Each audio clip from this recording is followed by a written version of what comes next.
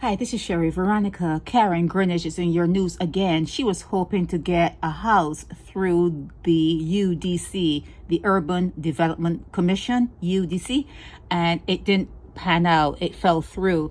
And in the meanwhile, she has 3 kids, and one of her kids, the daughter, had 4 more kids, and they're saying that the kids are not doing well in school. I've told you before that if you are not feeding your children well, they cannot take in information, they cannot learn. You cannot do well with lessons and learning and retaining knowledge if you're not being well nourished. Okay, that's something that is known.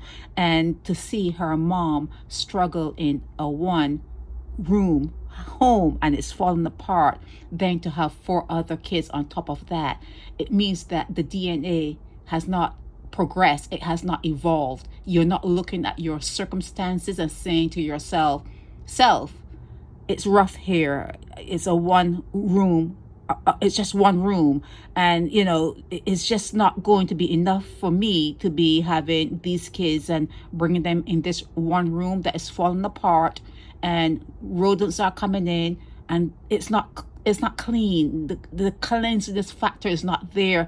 I don't have the wherewithal to feed myself, far less children. That DNA has not evolved to the point that it would say that. So in the meanwhile, what Karen has done, her daughter is doing, and if she doesn't speak to the others that are there, it's going to keep on continuing. It's going to be a never-ending story. Okay, now if you give to Karen,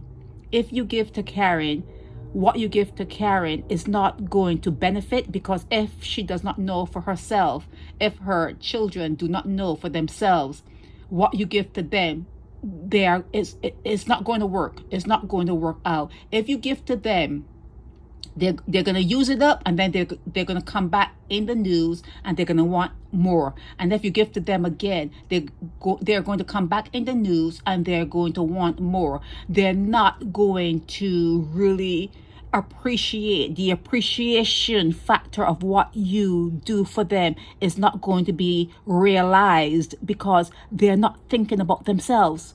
They're not putting themselves first. They're not unraveling their DNA to fix it, to be better people, to be better citizens, to be better human beings, to be better architects of their lives. They're not doing it for themselves. So you can't help them.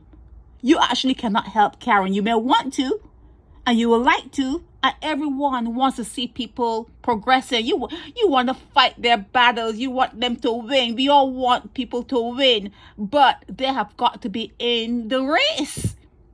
They have got to be in that race, and they have got to be there with you and handing off the baton, and they have got to be practicing and training. You cannot sit idly by and expect people to fight your battles. It does not work. You're throwing your money away.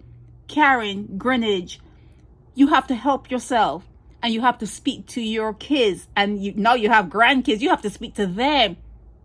You have to speak to them. Upgrade the DNA, upgrade their situations by not creating a situation again. Do not create that situation again. Okay, get them in the situation, in the position where they can actually, is counseling, I want to say, counseling, I don't know, you that's money too, but they have to fully grasp the situation they're in. They actually have to grasp and pan out and look at themselves, like look down on themselves and see the situation they're in and say, I cannot keep on doing the same thing over and over and over again, and then going into the newspaper and begging people for their money. I cannot keep doing it. I have got to pull myself out of this situation. I've got to do better. I have got to do different. It's all up to them. Karen, it's actually all up to you. It's all up to you. I can't help you. No one can. It's up to you. The ball is in your court. This is Sherry Veronica.